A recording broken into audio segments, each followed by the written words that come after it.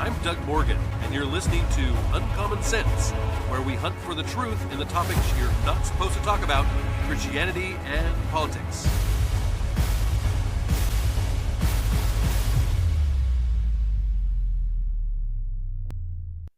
For a long time, the church has been bullied into staying within their four walls.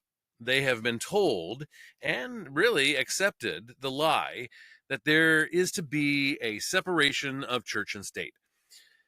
They have accepted that governmental positions are not to be filled with Christians because, well, Christians have far better and more spiritual things to do. The church has been told and accepted the lie that our society's institutions are far too corrupt and so far gone that they are beyond recovery. The lie says that we need to pull out of these organizations and institutions as Christians and huddle shivering within our own people. The lie that has been accepted scorns anyone who has any interest in anything that does not have, quote, eternal value, unquote. Well, I do believe that we can be distracted by things that have little spiritual value. I also believe that making a difference in our culture and society, does have eternal value and an effect on others around us, both Christian and non-Christian. Politics, in particular, has been a kind of an area of ire in religious circles. I found an article from a decade ago, 10 years ago, that is a great example of this line of thinking. And it was written by Christopher Whitmer back in 2014. And it says, Jesus did not come to set up a physical kingdom, but a spiritual one.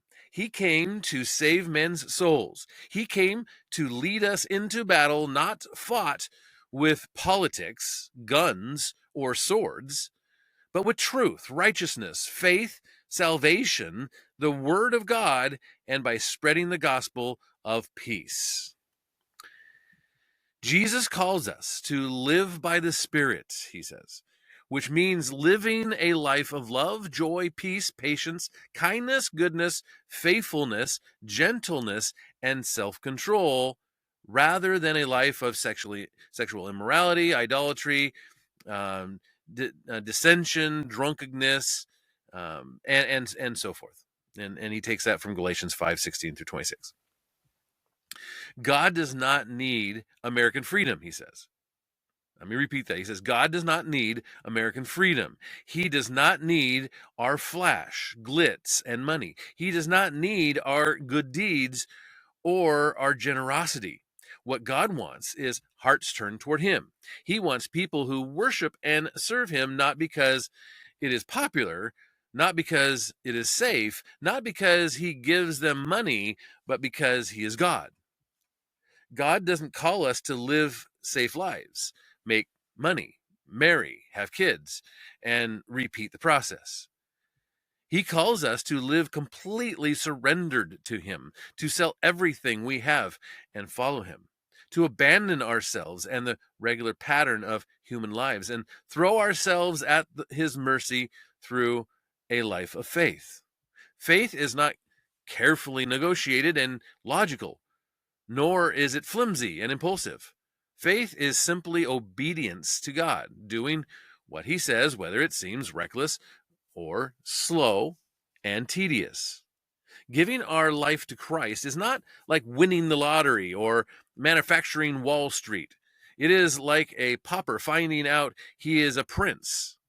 It is not simply a life of improvement, but a radical life of transformation. Jesus is not looking for a physical or political kingdom where all the Christians can live safe and happy lives, he says. He is looking for a spiritual kingdom, which is not built necessarily by Christians holding political or social influence, but rather by individuals who are surrendered to Christ. Our freedom is not determined by whether or not we can gather publicly to worship, speak our political beliefs, or participate in government. Wow, I think that one sentence sums up so much here. He says, our freedom is not determined by whether or not we gather publicly to worship, speak our political beliefs, or participate in government. Our freedom, he says, is determined by whether or not we can say no to sin and Satan and yes to the Son of God. Because if the Son has set you free, then you are free indeed, regardless of physical, political, or social circumstances, he concludes here. Should we shun, then, those that have a particular political philosophy than our own? I mean, that's the question I would ask of him here. Of course not. Of course we shouldn't. But there are real differences in how conservatives and liberals, or like they like to be called, progressives, how conservatives and progressives see things. Heritage Foundation really, I thought, did a very good job of kind of seeing the difference between the two. They said, what's the difference between a conservative and a progressive? Here are 3 examples. Number 1, conservatives and progressives have different views about individuals and communities. Conservatives ask, what can I do for myself, my family, my community, and my fellow citizens? Progressives ask, what is unfair? What am I owed? What has offended me today? What must my country do for me? The traditional American ethic of achievement gives way to the progressive ethic of aggrievement. As opposed to a variety of individuals making up one American community, progressives seek to place individuals in a variety of competing communities. The first creates unity, and the second, identity politics. So, number 2, conservatives and progressives have different views about diversity and choice. For progressives, different ethnicities and gender identities are welcome, but a variety of opinions and ideas are not. Just look at 2 areas of public life dominated by the left. On college campuses, free speech is under attack. If you're a conservative working at a social media company or using one of their platforms to share your views, you may find your job eliminated or your account deleted. And when it comes to choice, progressives love the word, but they don't want it to apply to our decisions on education or healthcare and even how and where we live out our religious faith. Conservatives take a different approach. Parents, not the zip code they live in, should choose the school that is best for their child. We all need healthcare, but we don't all need the same kind or the same amount. And while people should be free to live as they choose, no one should be forced to endorse or celebrate those choices if it violates their religious beliefs. Conservatives say people should have choices. Progressives say one political solution fits all. And number 3, conservatives and progressives have a different view of we the people.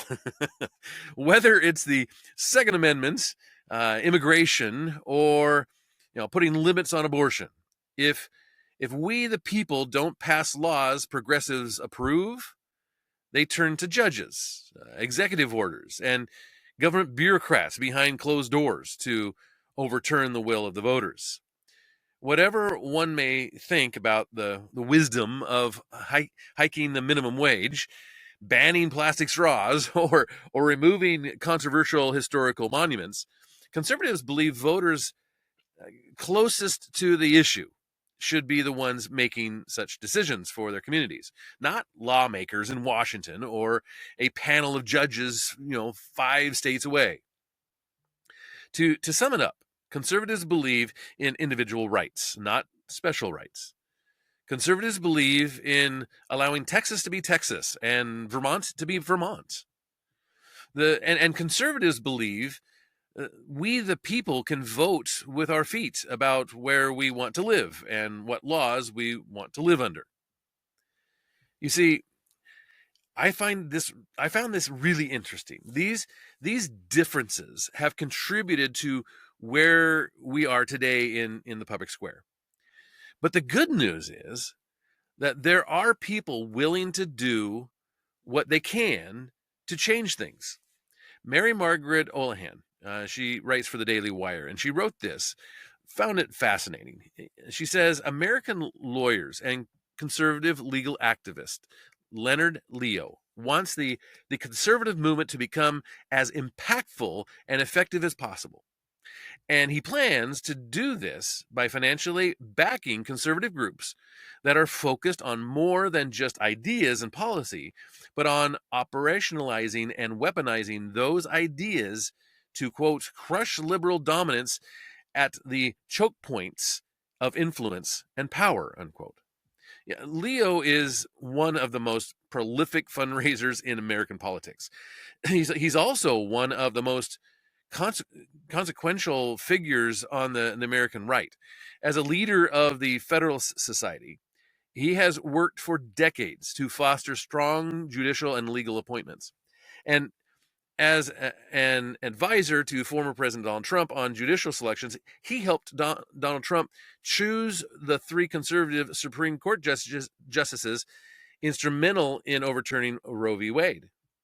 After Trump, Leo is quite possibly the man most hated by the left. and with an estimated $1 billion to spend on aligned groups, the conservative activist holds the attention of both sides of the aisle. And in a rare interview with the Daily Wire, Leo laid out his vision for how he can use his influence in the moment to empower the types of work that will be necessary to complete and compete with the left and win. Quote, as someone involved in philanthropy, I want to make sure that the conservative movement is as impactful as possible in doing things like defending the rule of law and improving our society and culture. This is what he shared, okay? He says, that means that the participants in our movement, the many organizations that are involved in trying to improve our society and our culture, and the law and politics and public policy need to be as impactful and effective as possible, unquote. Leo informed recipients of his 85 fund in September that the fund is conducting a review of where its dollars are going. And in the future, he'll be focusing on funding groups that are doing far more than just research. Quote, vastly insufficient funds are going toward operationalizing and weaponizing those ideas and policies. Now, he wrote this in a letter prompting a slew of dramatic headlines from the liberal media, of course. Quote, when you get to a certain point in a movement's history, while you always have to continue to develop ideas and to educate, what becomes even more important is operationalizing those ideas, taking the principles and the philosophy that you've developed and finding ways to make those a reality in our culture. This is what Leo said. He continued by saying the left has been very effective at this over the past couple of decades. And it's time for the conservative movement to be much more leveraged in the way that it tries to implement its beliefs, unquote. Part of the left strategy has been to build different kinds of layered institutions and structures. And Leo explained that first they developed ideas and philosophies to educate societal influencers and coming generations of academics and professionals. They created institutions that could mobilize the people behind those ideas and created networks that could generate calls to action and protests and philanthropy and things like that.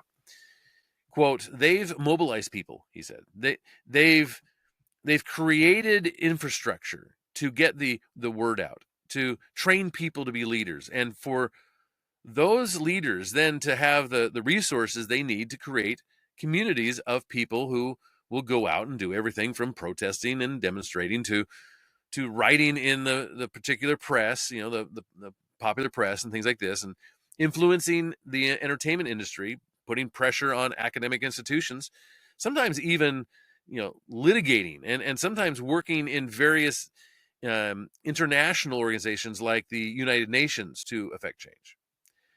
Leo's letter to grant recipients describes how activists on the left have created large funding engines, both 501c4s as well as 501c3s, that push litigation, launch aggressive campaigns, and build extensive networks and talent pipelines.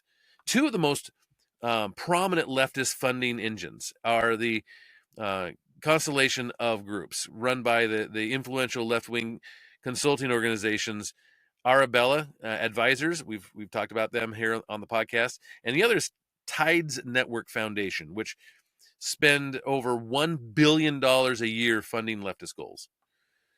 Leftist groups have been very effective in driving anti-Semitism on college campuses through Students for Justice in Palestine. That they're a 501c3 that has politicized an entire generation on Palestine.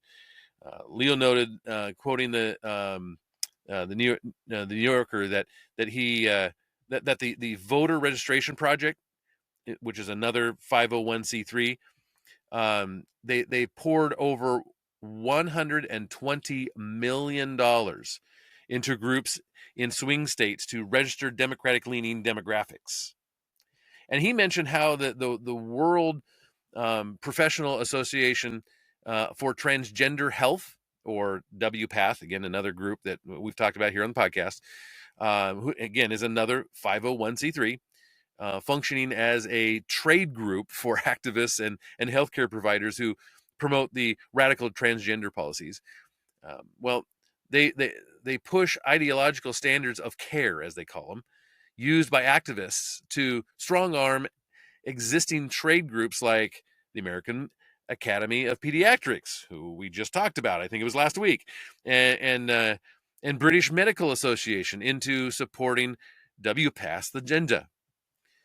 Well, Leo wants the conservative movement to be as effective and aggressive, especially given the fights on the horizon. He says the right will need to build talent pipelines, leverage litigation, and launch campaign-style tactics to beat back things like ESG and DEI. And particularly at this moment in time, he argues, after a major Supreme Court case that dealt with how federal agencies interpret the law, the conservative movement is well positioned to challenge the administrative state. This is a quote. The regulatory state is now something that's very much in play, he said. Those are very leveraged activities where there's been some real entrepreneurial spirit by conservatives, but that needs to happen more than it actually does. And that's something that we're just really trying to stress test the movement about, really, he says. Leo mentioned examples of those talent pipelines and networks on the right in business and finance, the Teneo network in entertainment, the Moving Picture Institute in journalism, the Fund for American Studies, the College Fix, and the National Journalism Center. Quote, you need to strengthen those networks, he said. And you need to build new networks like those where we don't presently have them. It's all well and good to educate people, he reflected. But it's very important to take the best and brightest of your movement, the people who have the best strategic vision, the folks who have the greatest capability of entering into and helping to control the choke points of society.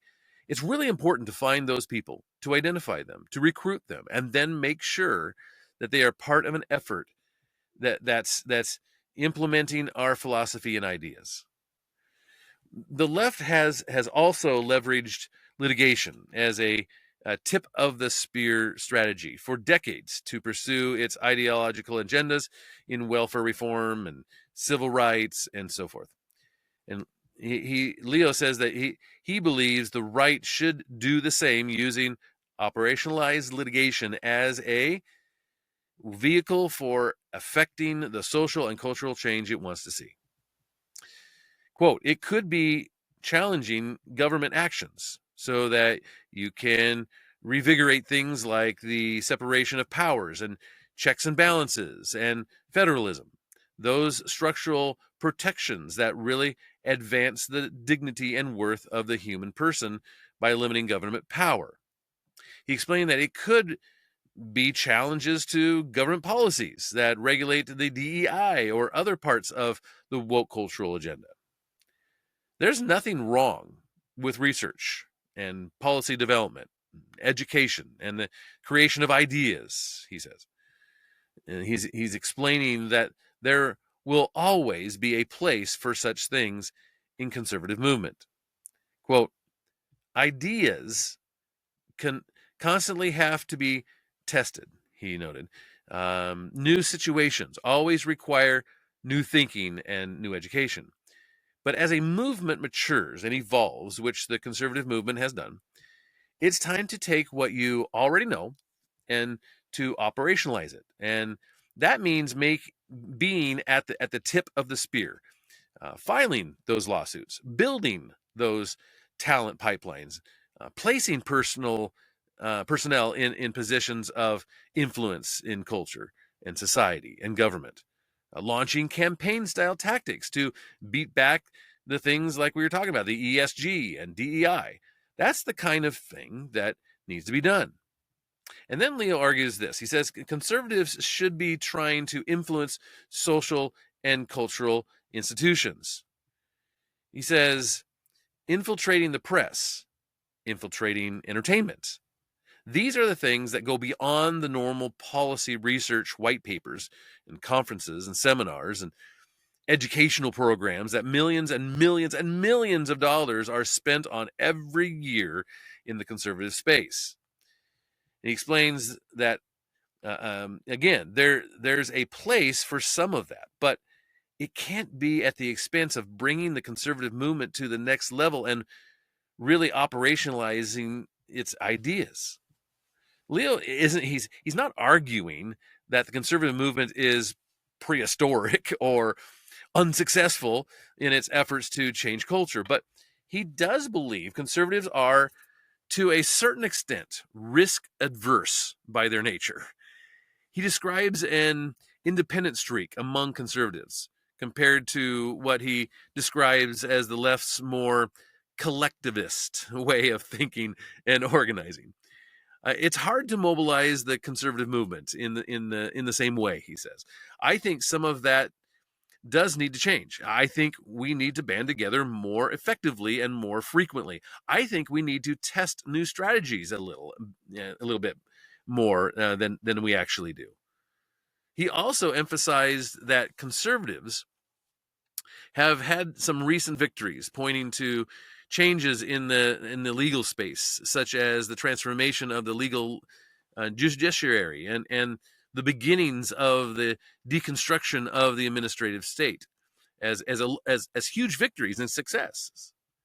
For decades, Leo argued the conservative movement has talked about the structural construction and the separation of powers and checks and balances and federalism. The conservative movement has educated the country about the importance of that structure, and it has demonstrated quite clearly, according to Leo, that those aren't just antiquated notions, but they're very important and in the here and now. Quote, those provisions in our Constitution, they're what really ultimately protect the dignity and the worth of a human person, he says. If you look at the source of human history, the core of human history, what has been the greatest threat to human dignity? It's been the state. It's been the government. It's been the overreach by the governing power.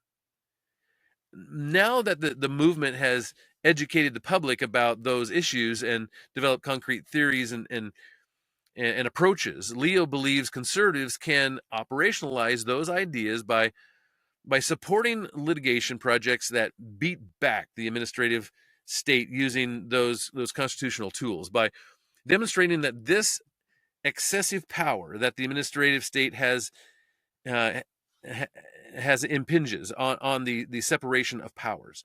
It violates the checks and balances of our Constitution, he says. He argues that it stops the states of the power of the that they have, and the people have to make decisions. And in all of that, the point we're making in that litigation is that if you really want to defend the freedom and the dignity and the worth of ordinary people in this country, you need to make sure that the regulatory state comports with our Constitution. Not surprisingly, the plaintiffs and a number of these different kinds of challenges to the administrative state are very average and ordinary, but wonderful people who produce great value in our society. And he adds that they're small lobstermen and fishermen, for example, from New England and from the Gulf Coast. Where is the conservative movement best positioned to weaponize its ideas? Leo says that that's the challenging of administrative state. Quote, we are very committed to supporting that enterprise to as much as an extent as we can, he said. We know the ideas. We know how to communicate them. We know how to get people to embrace them. We know how to implement them. And so now it's just a matter of operationalizing and weaponizing it by just in combating the legislation and by building talent pipelines of people that can pursue that. And then, of course, he added, when you have an opportunity to, when you win elections, for example, you want to have talent pipelines of people who embrace those ideas, who can enter into the administrative state and properly clip the wings of those agencies that they overreach. Pressed on how the 2024 election and potentially another, of course, Donald Trump presidency could affect his plans, Leo declined to guess at any outcomes. He's never been a good predictor when it comes to elections, he says. Elections obviously matter, but politics and public policy is downstream from culture, he argued. It's downstream from social norms. And so if conservative movement wants to ultimately be successful, it obviously has to be very engaged on issues of politics and public policy. And it has to engage leveraged activity like legislation in the legal policy space. But at the end of the day, according to Leo, the movement needs to be focused on building those pipelines and infrastructure that affect the broader society and culture. He says, in a way, I think that's even more important than what happens in a particular election cycle. So yes, very important what happens in November. I don't want to undercut that, he says. But in the medium term, he says what's perhaps even more important than elections is the conservative movement building beachheads in areas like news and entertainment, and business, and finance, corporate C-suites, educational institutions, so that you can begin to have as much a much more level playing field within society and culture regarding traditional principles, Western and traditional American based values. This is what he concluded with. He says, work hard at the politics, but don't lose sight of those other social and cultural institutions that do ultimately call the shots in our lives. I think he's dead on with that. And I think that we as Christians, I think we need to remember that we aren't to abandon those things around us, that we're to occupy until he comes, and we are to be a part of those things as much as we can, because we can lose the freedoms that we so enjoy. If you've been around the world, you understand that we enjoy so much blessing here in this country. And it is in part due to the founding fathers and the and those that have given their lives even to this country and the freedoms that we enjoy here. And so if we are as a church to abandon that, then we are abandoning a lot of the blessings that God has given us. And you may completely disagree with that. I would love to hear from you on it. And of course, you can always do that at uncommonsensepodcast.com. Thank you very much for listening. This podcast is a production of Morganite